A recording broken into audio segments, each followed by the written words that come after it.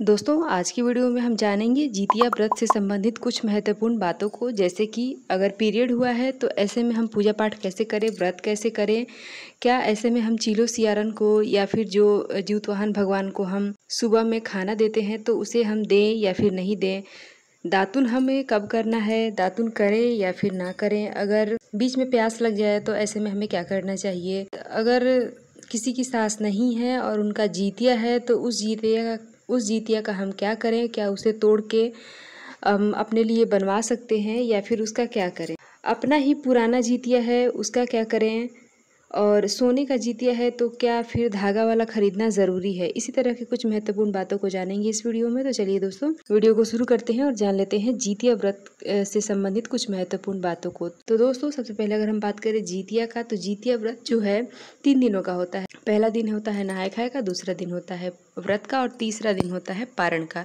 तो जितना महत्वपूर्ण व्रत होता है उतना ही महत्वपूर्ण उसका नहाय खाए और पारण भी होता है। ठीक है, अब दोस्तों हम सबसे पहले देख लेते हैं कि जिनकी सोने की जितिया है, जैसे कि जिनके लड़के होते हैं वो सोने के पहनते हैं, मतलब लड़कियां भी होती हैं तो चांदी की पहनती हैं। तो अगर सोने चांदी की जितिया है तो क्या हमें अलग से धागा का जितिया खरीदना पड़ेगा या फिर नहीं।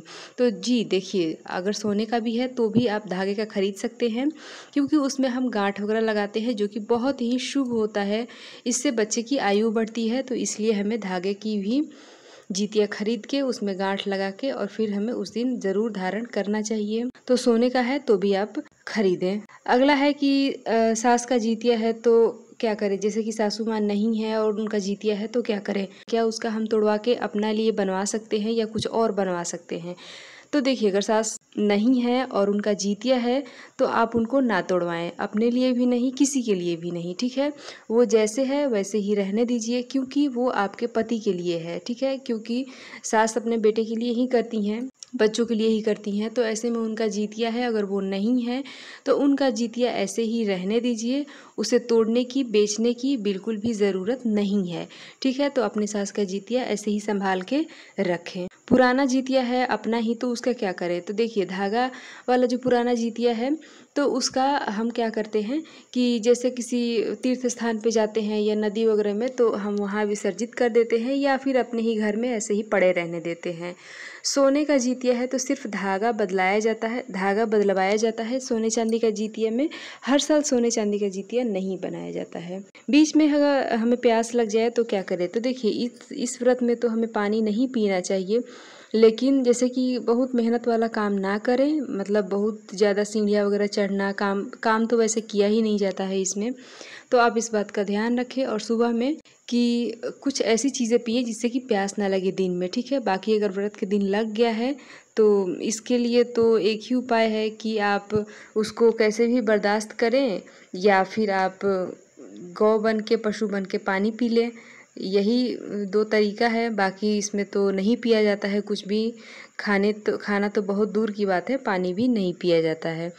तो बाकी अगर हो जाए, सह जाएँ तो मतलब ठीक है, अच्छा है। जैसे कि इस बार 2025 में रविवार के दिन जितिया का व्रत पड़ा है, तो बहुत सारे लोग जो हैं वो सोमवार का व्रत करते हैं गिनती में। तो ऐसे में हम क्या करें, पारण हम कैसे करें। तो देखिए, जितिया व्रत जो होता है वो तो कठिन तो होता ही है और निर्जला होता है, निराहार होता है। तो देखिए, आप इसमें 2 ही कार्य कर सकते हैं। एक ये कार्य कर सकते हैं, क्योंकि गिनती वाला व्रत है तो हम उस व्रत को भी नहीं छोड़ सकते हैं, क्योंकि फिर हमारा व्रत खंडित हो जाएगा, और जितिया का व्रत है तो वो तो छोड़ने का सवाल ही नहीं है। तो ऐसे में आप क्या करें कि जिस दिन पारण है उस दिन आप मीठा ही खाएं, नमक ना खाएं। ठीक है, पहला ये है कि मीठा ही खाएं, नमक ना खाएं। और वैसे तो शिव जी के व्रत में नमक नहीं खाया जाता है, लेकिन भगवान से माफ़ी मांग के आप जो है बिल्कुल बर्दाश्त नहीं हो रहा है तो आप जो है सेंधा नमक खा सकते हैं। लेकिन कोशिश करें कि पारण में जो है कुछ मीठा ही बनाएं, क्योंकि व्रत में तो मीठा ही खाया जाता है। तो इस तरह से आप जो है सोमवार का व्रत अपना कंटिन्यू रख सकते हैं। अब है कि दातुन करें या नहीं। तो देखिए, दातुन तो जितिया व्रत में नहीं किया जाता है। दातुन आप तब कर सकते हैं जब सर्गी खाने जब हम जाते हैं ना, स्नान करते हैं, तो हम पहले ब्रश करके या दातुन करके उसके बाद मतलब अंधेरे में ही, और उसके बाद ही हम चीलो सियारन को जो भी देना होता है हम देते हैं। तो उसी समय आप जो है ब्रश करें, दिन में आप अपने मुख में दातून और ब्रश वगैरह ना ले जाएं, ठीक है, क्योंकि दिन में तो ब्रश वगैरह नहीं किया जाता है। अरियार बरियार का पौधा ना मिले तो क्या करें? तो देखिए, अरियार बरियार का पौधा अगर मिल जाता है तो अच्छी बात है, नहीं मिलता है तो तुलसी माता का पौधा है तो उससे भी आप पूजा कर सकती हैं। अब है कि तुलसी माता को जो है हम रविवार के दिन कैसे छुएं? तो देखिए, रविवार के दिन आपको जो है, अगर नहीं है, बिल्कुल नहीं छू सकते हैं या फिर पीरियड्स वगैरह है तो ऐसे भी कथा सुन सकते हैं बिना पौधे के भी।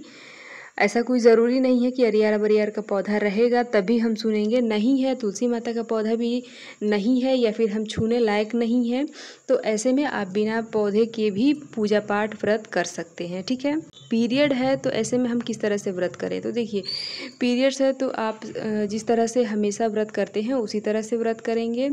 और चीलो सियारन को दें या फिर नहीं? तो देखिए, चीलो सियारन को अगर आपके घर में कोई और भी है, जैसे कि सास है, देवरानी है, जेठानी है, अपने घर में कोई है तो आप उनसे अपने हिस्से का भी दिलवा दें।